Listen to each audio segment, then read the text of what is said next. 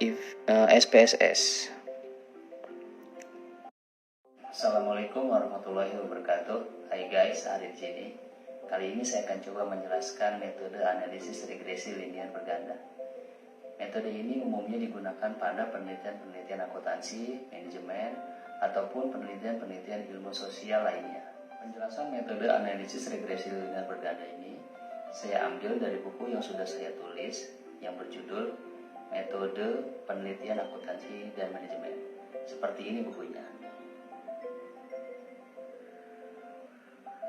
Dalam video kali ini, saya akan coba menjelaskan apa itu regresi linear berganda secara singkat, serta saya juga akan memberikan contoh-contoh pengolahan data untuk analisis regresi linear berganda menggunakan software SPSS. Regresi linear berganda adalah model regresi yang digunakan untuk menganalisis penelitian yang pengamatannya dilakukan pada beberapa variabel X atau variabel independen untuk melihat ada atau tidaknya pengaruh terhadap satu variabel Y. Di dalam analisis regresi linear berganda ini, ada beberapa tahapan-tahapan yang perlu diperhatikan. Yang pertama adalah uji instrumen apabila data sumber yang didapat berasal dari penyebaran kuesioner. Yang kedua adalah uji asumsi klasik, di mana uji asumsi klasik terdiri dari uji normalitas, uji heteroskedastisitas, uji multikolinearitas, dan uji autokorelasi. Lalu yang terakhir adalah uji hipotesis. Uji hipotesis terdiri dari uji kelayakan model atau uji F. Lalu kita melihat koefisien determinasi, nilai dari koefisien determinasi, dan yang terakhir adalah uji T. Karena data yang akan saya contohkan adalah data yang bersumber dari kuesioner, maka saya akan coba menjelaskan terlebih dahulu proses pengolahan data untuk uji instrumen. Oke guys, sebelum kita melakukan uji instrumen, langkah pertama yaitu kita menyiapkan tabulasi data yang akan kita olah. Seperti ini contohnya. Ini adalah variabel Y, variabel Lean Accounting. Saya sudah menyiapkan tabulasi datanya dengan struktur tabel seperti ini. Kalian nanti siapkan struktur tabel yang seperti ini agar memudahkan langkah kita untuk melakukan proses copy paste ke program SPSS. Lakukan hal yang sama untuk variabel-variabel lain. Di sini variabel X1 saya adalah CI atau Continuous Improvement. Ya guys, siapkan seperti ini. Ini juga nanti akan kita copy paste ke program SPSS. Seperti ini ya bentuknya ya. Tabulasi data dengan struktur tabel Excel seperti ini. Lakukan hal yang sama untuk variabel-variabel berikutnya. Di sini variabel X2 saya, value stream cost. Ini adalah butir-butir kuesioner. Lalu variabel-variabel berikutnya juga dilakukan hal yang sama. Balance scorecard, ini variabel X3 saya. Dan terakhir variabel X4 saya, just in time. Saya buat juga struktur tabelnya sama persis dengan variabel-variabel yang lainnya. Seperti ini struktur tabel yang nantinya akan membantu kita untuk mempercepat proses copy paste ke kolom yang ada di SPSS. Lalu kemudian kita juga bisa membuat struktur tabel gabungan ya. Fungsinya di sini untuk lebih mempermudah kita dalam melakukan copy paste ke tabel yang ada di SPSS nanti, karena ini berisi semua data gabungan dari semua variabel yang kita teliti. Jadi kita tidak perlu mengcopy paste satu-satu variabel, tapi bisa langsung secara keseluruhan sekali kerja. Nah, seperti ini bentuknya ya. Struktur tabel gabungan dari ke semua variabel yang kita akan olah datanya pada program SPSS. Oke guys. Ya, jadi lebih banyak ya dibanding per variabel. Tapi ini mungkin lebih efisien dan efektif kalau saya melakukan hal ini, tidak satu-satu. Jadi saya buat dulu struktur tabel secara keseluruhan, saya siapkan program SPSS-nya, lalu saya copy paste sehingga prosesnya bisa langsung selesai. Oke guys, selanjutnya kita buka program SPSS. Oke guys, perlu kita ketahui uji instrumen ini penting dilakukan untuk penelitian yang sumber datanya berasal dari kuesioner. Karena hal ini perlu dilakukan untuk melihat apakah butir pernyataan yang telah dibuat dalam kuesioner memenuhi syarat utama, yaitu validitas dan reliabilitas. Pada bagian variable view di program SPSS, langkah pertama yang kita lakukan adalah memasukkan variabel-variabel yang kita teliti yang ada di program Excel ini. Contohnya, di sini ada variabel lean accounting 1, maksudnya di sini adalah indikator dari variabel lean accounting. Satu variabel terdiri dari 8 indikator. Ini tergantung variabelnya ya guys. Tidak harus 8, jadi sesuai dengan variabel yang diteliti saja. Nah, kita masukkan indikator-indikator ini ke dalam program SPSS. Ya, kita ketik saja setiap nama indikator dari variabel yang kita teliti. Contoh tadi lean accounting ada 8 indikator, berarti kita buat di sini LA1 sampai LA8. Perlu diperhatikan di sini measure-nya dalam posisi scale ya guys. Lalu lakukan hal yang sama untuk indikator-indikator yang lainnya ya guys. Sini LA2, jangan lupa measure-nya dalam posisi scale.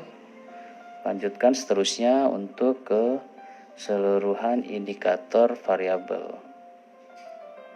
Di sini jumlah indikator tergantung dari representasi variabel ya guys. Tidak semua variabel jumlah indikatornya 8, tergantung dari penjabaran deskripsi variabel tersebut. Apakah 5 indikator saja sudah cukup menggambarkan deskripsi variabel tersebut, atau memang bisa lebih. Sifatnya tergantung dari konsep teori si variabel tersebut. Posisi measure-nya jangan lupa scale.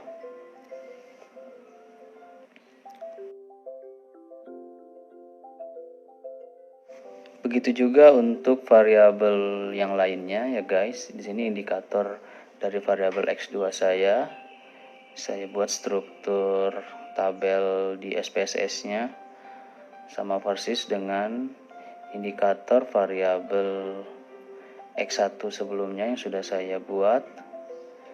Saya susun dulu tiap-tiap indikator. Di sini sama pula ada 8 indikator.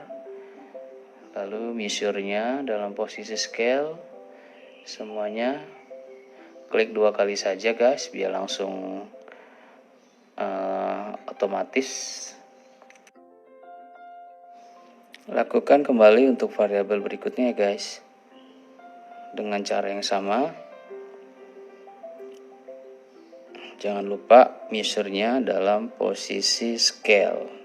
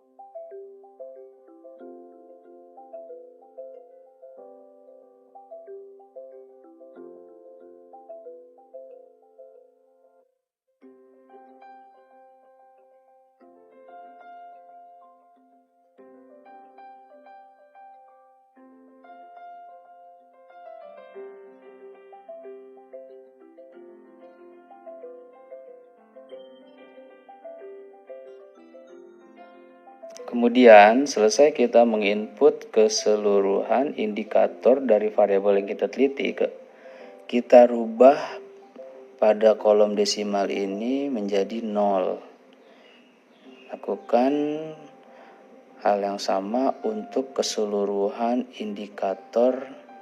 indikator variabel yang akan kita teliti.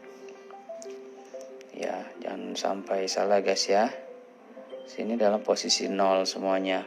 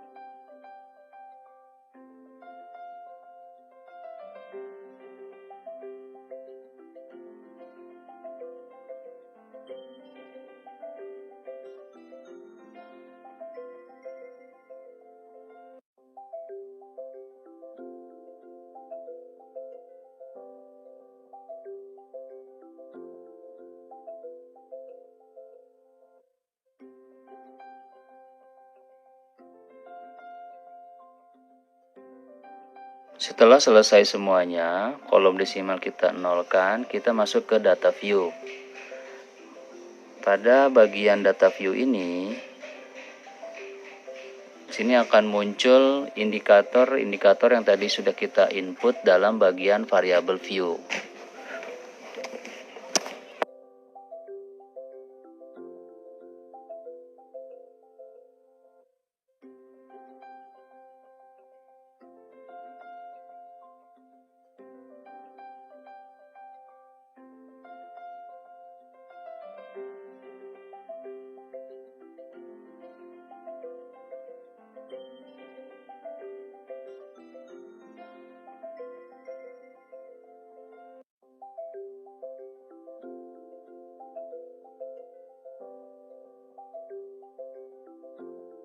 Kemudian kita copy paste data dari indikator setiap variabel yang kita buat dalam sheet gabungan. Kita copy datanya saja, karena nanti yang akan kita olah adalah data ini guys. Oke, copy semua, dipaste ke data view SPSS yang sudah kita siapkan. Oke guys, nah maka akan muncul seperti ini, persis seperti data gabungan yang ada di Excel. Ini maksud saya menganjurkan agar kita membuat data gabungan dalam format Excel terlebih dahulu, agar memudahkan kerja kita ketika nanti melakukan proses uji instrumen yang terdiri dari uji validitas dan reliabilitas dengan data yang bersumber dari indikator-indikator setiap variabel yang akan kita teliti. Seperti ini guys bentuknya.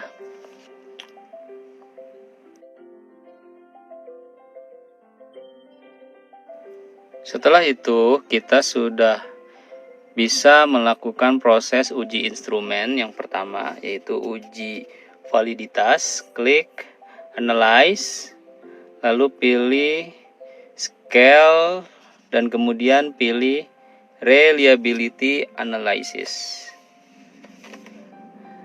Nah, di sini blok butir pernyataan untuk setiap variabel. Contoh di sini variabel LA, Lean Accounting.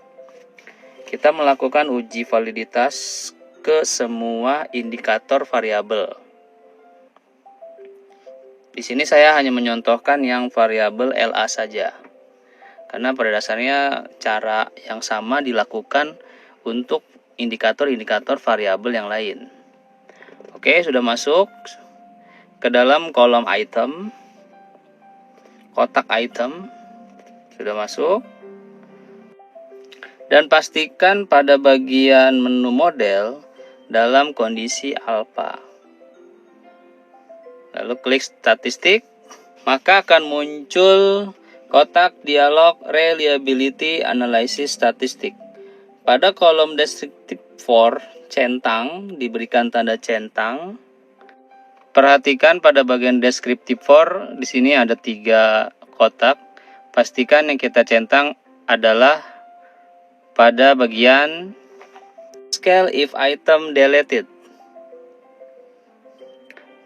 Lalu pada kolom inter item centang kotak correlation.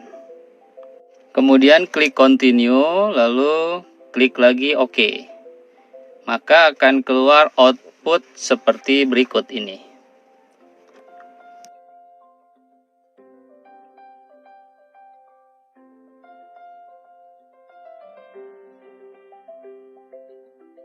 Nah, guys, kita di sini cari tabel item total statistik untuk melihat hasil dari uji validitas, di mana kita tadi melakukan pengujian uji validitas pada indikator variabel LA, Lean Accounting. Variabel Lean Accounting memiliki 8 indikator. Jadi di sini kita lihat ya, nilai dari kolom corrected item total correlation ini kita bandingkan dengan nilai R tabel. Untuk mendapatkan nilai R tabel, kita harus menghitung dulu berapa degree of freedom dari sampel yang kita miliki. Rumusnya adalah DF sama dengan N dikurang 2. Berarti N di sini adalah jumlah sampel. Saya menggunakan 100 sampel. 100 dikurang 2 berarti didapatlah nilai DF-nya itu sebesar 98. Kemudian nanti dibandingkan dengan jumlah signifikansi yang digunakan. Saya menggunakan signifikansi sebesar 5%. Jadi nanti di sini di tabel R kalian lihat pada baris 98 kolom 5%, maka didapatlah nilai degree of freedom sebesar 0,197. Maka di sini kita bisa lihat apabila ada nilai butir pernyataan yang di bawah 0,197, maka butir pernyataan itu dikatakan tidak valid. Maksud tidak valid adalah bahwa butir pernyataan dianggap tidak bisa dijadikan alat ukur penelitian. Lalu kita bisa lakukan kembali pengukuran uji validitas untuk instrumen variabel yang lain. Kalau tadi adalah variabel Lean Accounting, kita lakukan hal dan cara yang sama untuk variabel-variabel berikutnya. Lakukan dengan cara yang sama, teman-teman semuanya. Sini intinya adalah setiap indikator semua variabel harus dikatakan valid. Tadi saya sudah jelaskan, valid ini artinya bahwa indikator-indikator tersebut apabila lolos dari uji validitas ini, maka indikator tersebut bisa dijadikan alat ukur untuk pengukuran variabel yang kita akan teliti.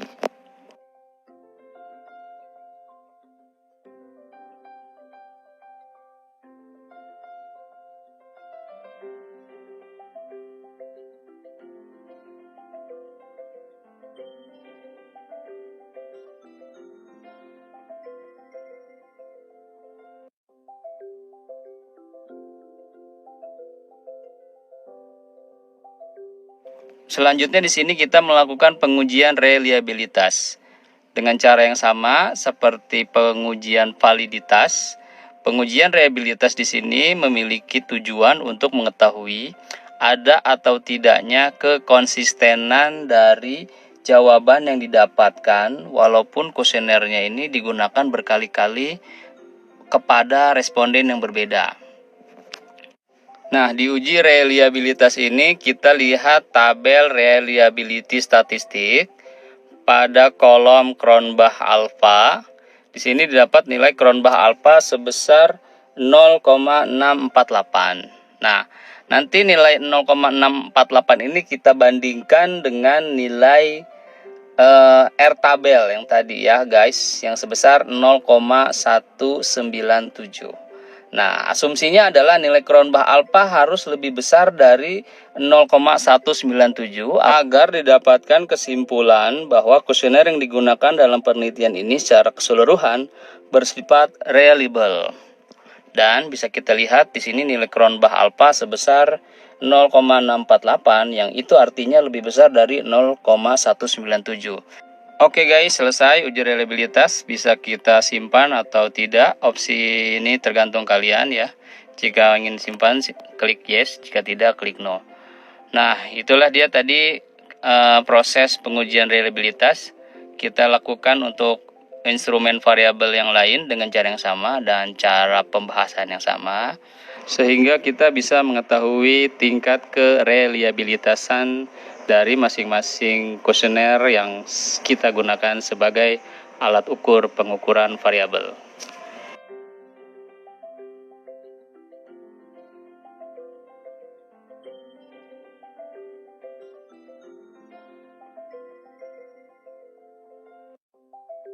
Dan setelah selesai melakukan pengukuran reliabilitas untuk seluruh variabel, maka yang perlu kita lakukan adalah jangan lupa di save ya guys hasil kerja ini, karena suatu saat mungkin bisa kita pergunakan kembali. Oke guys, sekian saja dari saya. Saya akhiri, subhanakallahumma wa bihamdika asyhadu alla ilaha illa anta astaghfiruka wa atubu ilaik. Wassalamualaikum warahmatullahi wabarakatuh.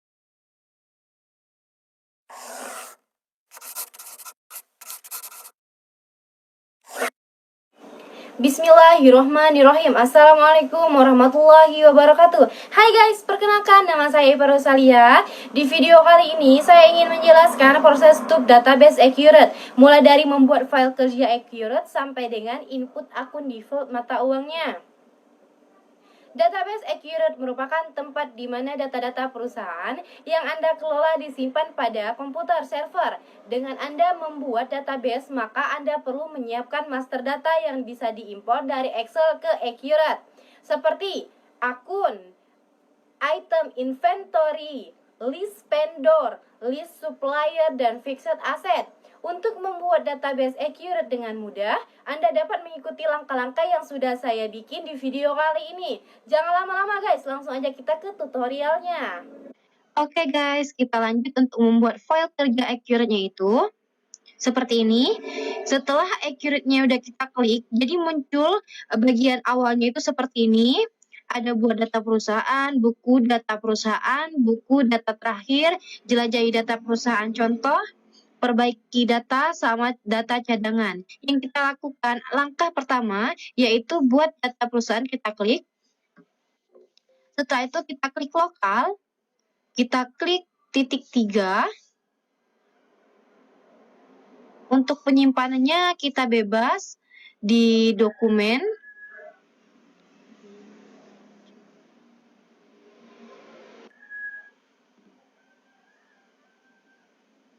File name-nya kita bikin PT Maju Jaya. Lalu kita klik, lalu oke.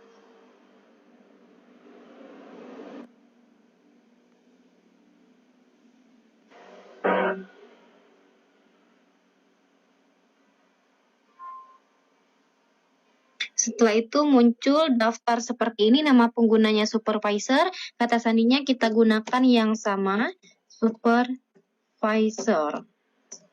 Lalu kita klik OK. Setelah muncul tampilan selamat datang di Accurate, kita pilih bahasa yang akan digunakan, yaitu klik Indonesia, lalu kita klik lanjut. Lalu persiapan mahir, kita klik lanjut. Setelah itu, kita klik di bagian namanya ini, kita buat rupiah. Nilai tukarnya 1. tipe nilai tukarnya Rp1 berbanding 1, negaranya Indonesia, simbolnya Rp. Lalu kita klik lanjut. Setelah itu input informasi perusahaan, periode perusahaan, ketik nama perusahaan dan alamat. Ini nama perusahaan yang kita pakai tadi. Seperti ini, saya sudah bikin nama perusahaan PT Manju Jaya, alamatnya, lalu tanggal dimulainya ini kita bikin, ini anggap saja tanggal 30 bulan 5 2018. Lalu setelah itu kita klik lanjut. Setelah itu, ini diisi nomor seri fakturnya. Nomor seri fakturnya kita pakai 11.0000000,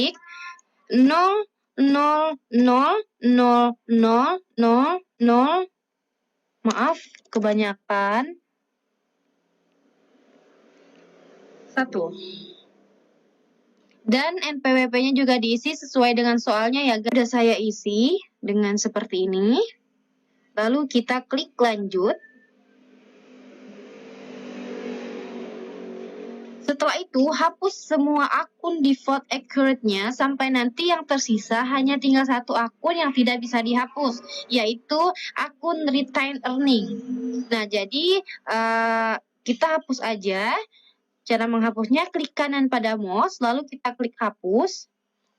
Oke. Lakukan langkah tersebut dengan akun yang sama, kecuali retained earning. Selanjutnya, lakukan impor daftar akun dengan melakukan klik di sini untuk impor dari berkas. Kita klik. Setelah itu, kita klik berkas. Kita rubah file of tipenya itu menjadi Excel. Seperti ini. Kita klik daftar akun.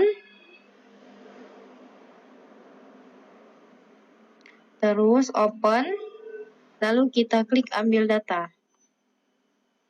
Selanjutnya, hapus baris pertama pada data sumber, yaitu nomor akun, dengan cara klik kanan mouse.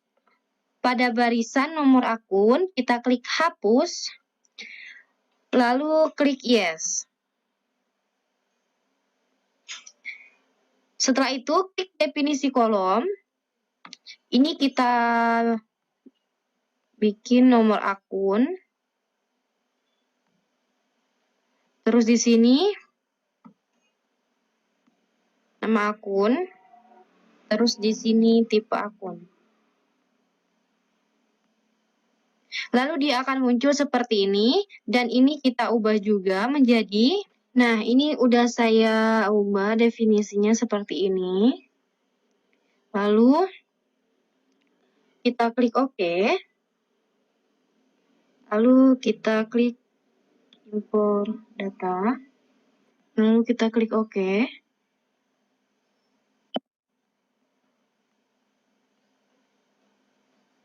Setelah itu